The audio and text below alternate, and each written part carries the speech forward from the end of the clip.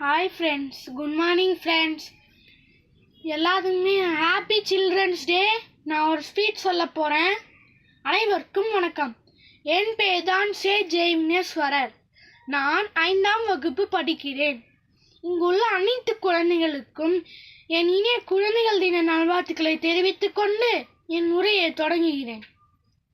குழந்தைகள் தினம் இந்தியாவின் முதல் பிரதமரான பண்டித ஜவஹர்லால் நேருவின் பிறந்த நாளை சிறப்பிக்கும்படி கொண்டாடப்படுகிறது.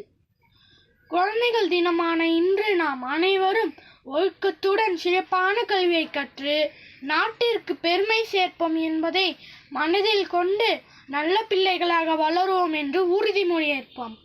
நம் நாட்டின் அனைத்து குழந்தைகளுக்கும் அனைத்து கல்விகளும் உரிமைகளும் பாதுகாப்பும் கிடைக்க வேண்டும் என்று உறுதிமொழி ஏற்போம்.